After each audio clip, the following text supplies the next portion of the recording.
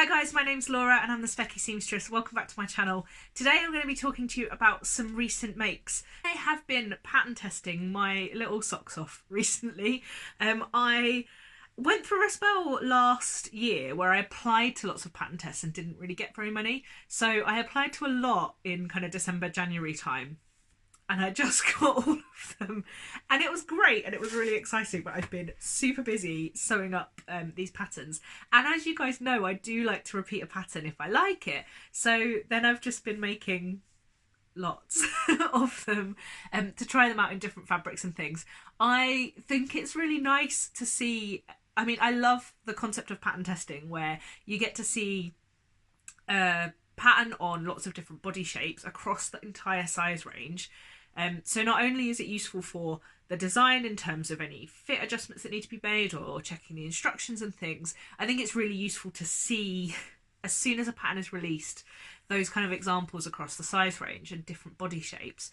But I actually really like it if a pattern tester makes more than one version, because then I kind of get to see different versions, either because the pattern has different views or because they've used a different fabric type, or you know, a plain versus a pattern fabric and stuff. So I do try to make a couple of these where I can because I just think it's nice and I love it. You know, if I've loved the garment, then I'm quite happy to make more as we all know. So where shall we start? We'll start with what I'm wearing. This is the Made It Patterns Hug Hoodie, which is the best name for a pattern. And it is a hoodie or a jumper, so this is obviously the non-hooded jumper version. And Made It Patterns were a pattern company I hadn't heard of before, but they had specifically asked, like, gone out and outside of their normal pattern testers to ask for people at the larger end of their size range to try out this new pattern. And I jumped to the chance because I'll pop in the line drawing here.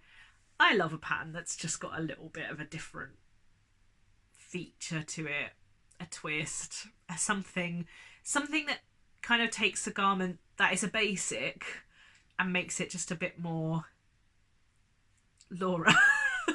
A bit more fun, a bit different, and the Hug Hoodie does that really well. Now the version, like the pre-test version that had been sewn up by the pattern designer, was quite a like athleisure vibe with the hood, and it was worn with, like, paired with track pants, which they also make called the slow track pants, and that's not really my style, but I was excited about the potential for this for just a really nice jumper. And I'm also always on the lookout for kind of lightweight jumpers that are not really thick hoodies and not sports hoodies. You know, actually I have a lot of sports hoodies from sport playing. I quite like to have a jumper that isn't like that when I'm wearing something that isn't sportswear. I'm not a big athleisure fan. I'm not a sportswear wearer unless I'm sporting.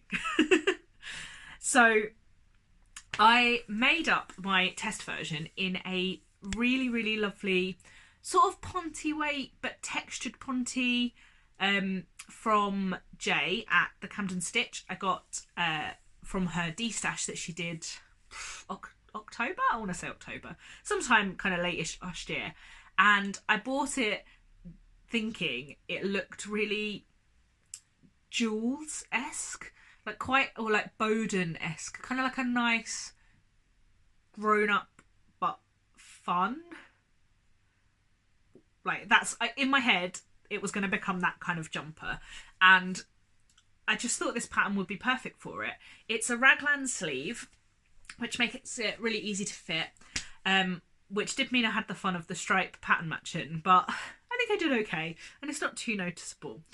I'll be popping in some pictures. Now I made this up in the size of 20. What I really love about this pattern, other than like the finished garment, is that actually it's constructed in a slightly unusual way. Because of the hemband, I'm going to stand up here and it's going to go really wrong.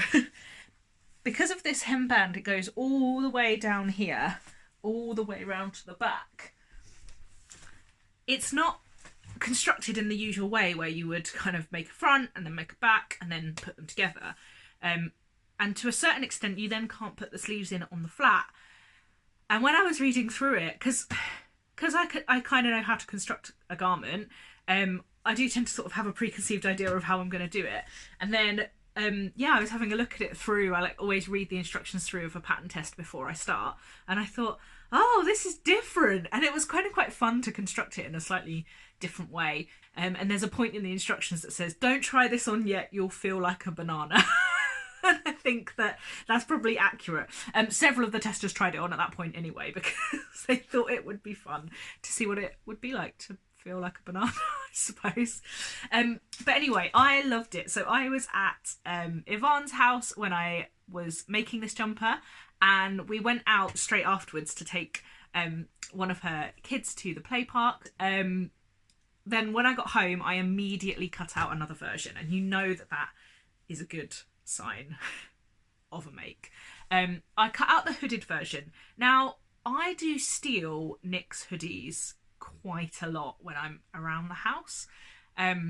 He wears a lot of zip-up hoodies, and I just thought maybe a hooded version would be really nice for me to kind of wear around the house or throw on over a skirt or a dress. One thing that I was really, really pleased with is when I put the jumper on, I was wearing a dress, and I would never normally think about putting a jumper on over kind of a dress with a waist seam, but it looked really good because that elevated bit in the middle kind of rises up to just about the waist point, and you could alter that if you wanted to. And I actually do want to make one that's just like an inch more cropped, just to go, and maybe even like another size down, to wear over fitted bodice, flared skirt dresses, because I think it will look awesome.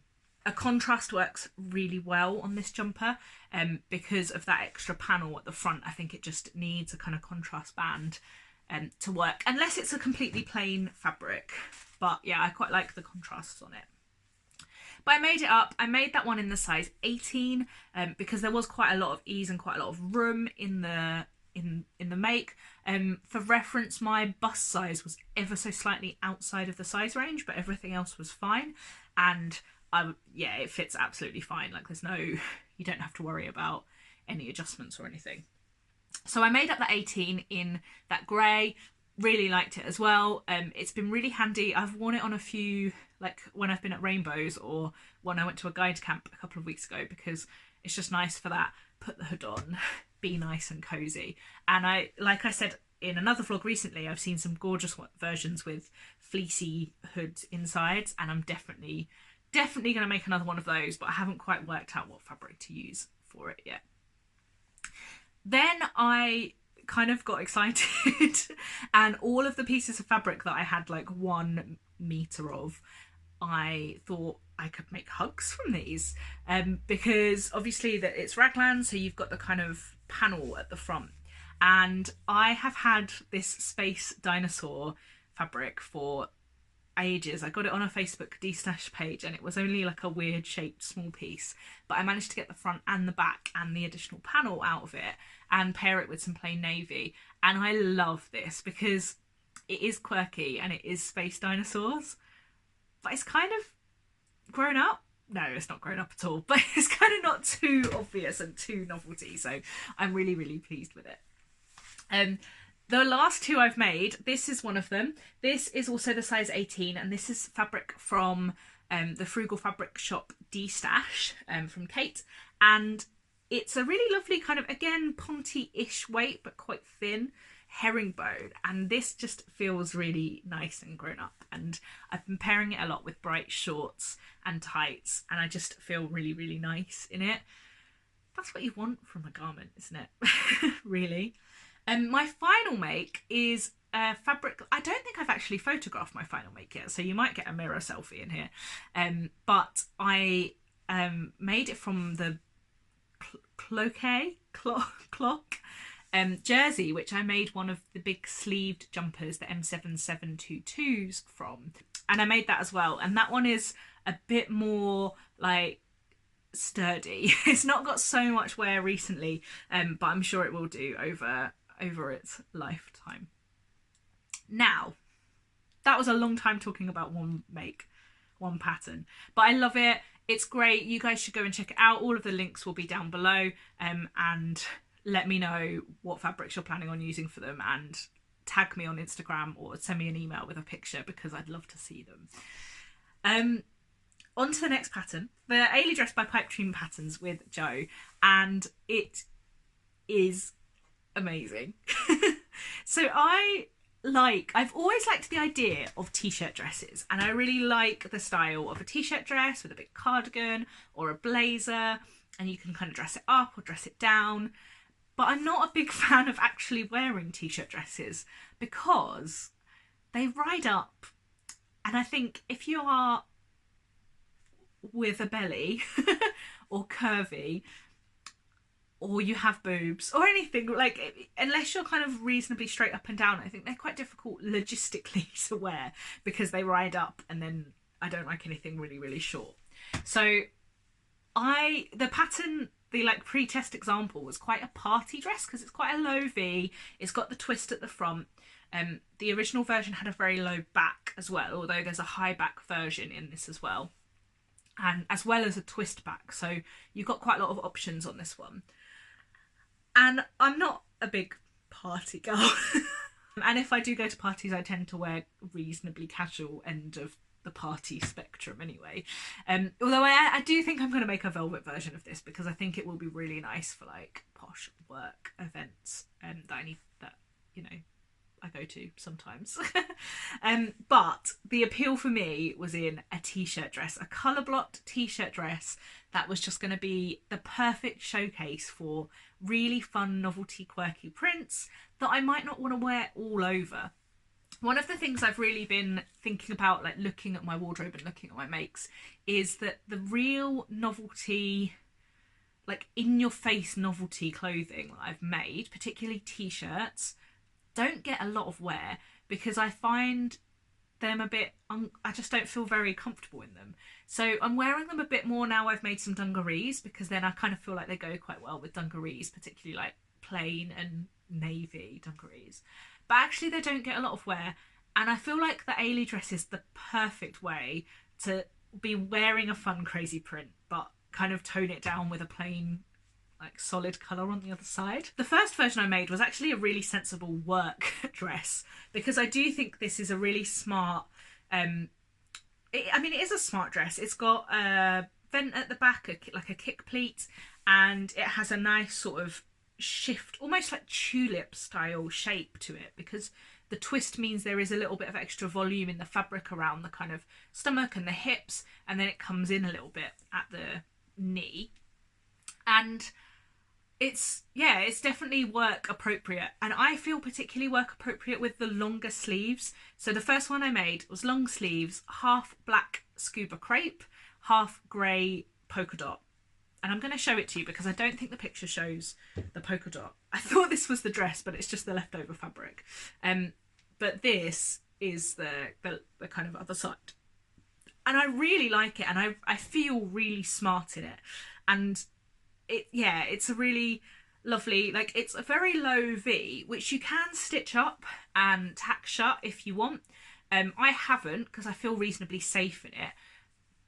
But I don't know how to describe this. It's a low V, but it's a narrow V. It's not, I don't feel like there's a lot of cleavage on show, so I think it is still work appropriate. And I love it. And the only adjustments I made, so I made the XL size, and what was the only adjustment I made? I lengthened it by about 2 inches. Jo is quite a lot shorter than me, and I felt that was necessary just to get it knee length because I prefer that particularly for a work dress.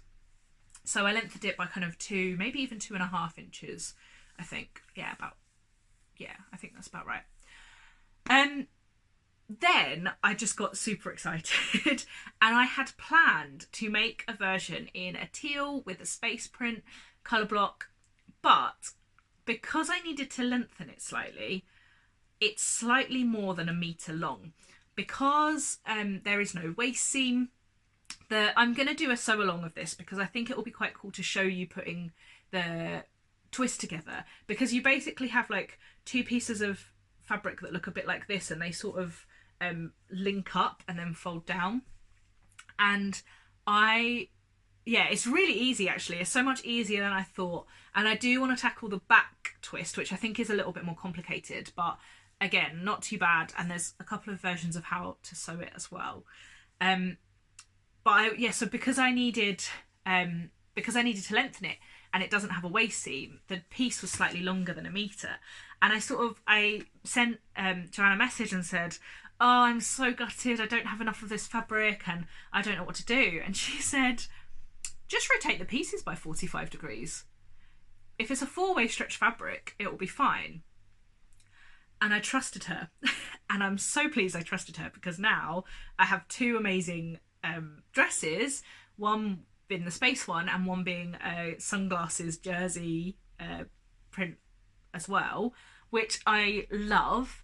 And also, because of the way the twist works, the pattern is actually rotated at the top when you make the twist. So if you angle the pattern pieces at 45 degrees for a patterned fabric or print fabric rather than a solid, you actually end up with them being straight at the kind of top bodice bit, which I think is really helpful, particularly for a directional print. I don't think it would have mattered a lot for the space print that I've got, but for the sunglasses print it really did make a difference, so I was quite pleased with that. So that's a good tip if you're wanting to sew the Eilidh dress in a print. Remember that the twist pulls the print direction, and it's a bit like if you've ever sewn the Tilly and the Buttons Joni dress, it's the same thing. The print gets kind of pulled in for that V-neck, so it's worth noting that. But it does mean that I can get this dress out of 2 1-meter pieces of fabric with actually quite a lot spare to make knickers or bras or anything really. So yeah, that's worth knowing, because it's always exciting to kind of be able to use those 1-meter pieces of fabric you've got. So like I said, the first one I made in a space fabric. I got it from a Facebook D-stash again, and the plain solid fabric was from Lubadoo, and then also the plain fabric was from Lubadoo in the sunglasses one, and the art gallery sunglasses fabric is from Sew Me Sunshine, and it's currently on sale, and it is the softest, most beautiful thing. And I kind of want to go back and buy another one just to make like another meter to make a t-shirt from, but we'll see whether I should or not. What else was I going to say? I was going to say something else about the Eilidh dress, and I can't remember what. Oh, on the sunglasses print one, I chose to cut the back piece on the grain rather than at the 45-degree angle, and then I patched a piece at the bottom because I thought that on the 45-degree the directional print would look a bit weird, and I'm so pleased I did, because if anybody is looking that closely at my bum then I don't really care that they can see whether there's a seam line or not, and it's only like that much. Is kind of where the vent is almost at the bottom of one side of the fabric, and it's absolutely fine, so don't worry about that. I'm definitely going to make more of these. I've got a velvet one planned, like I said. I'd like to try the back twist one, but I'm not quite sure what fabric yet. A big low back is not necessarily my style, but there is due to be an update to the pattern with an expansion, because there's likely to be a full-length A-line skirt version and also a high back twist back version as well. So I might wait until that comes out to do the back twist. I'm also quite tempted to make the dress up in the Game Boy print that I have from the States, because I've been umming and ahhing about what to make with that fabric, but I think actually a cool t-shirt dress in that, and I'm not going to colour block it, I'm just going to have both sides the same, like all of the dress out of the Game Boy fabric, and I think that might be quite cool. Let me know what you think about that, and I'll pop in a picture of the Game Boy fabric as well so you can let me know. So that's what I've been making recently. Lots of new dresses and lots of new jumpers, and I'm really loving it actually. It's been really fun pattern testing again, and I still have some more pattern tests to show you coming up soon. I have lots of fun videos planned, and I've got a bit of a life update and vlog update for you that I'll hope that I'll be able to film this week and get out for you on Friday. So watch this space, because yeah, it'll be hopefully exciting for you guys. Thank you so much for watching, and until next time, bye.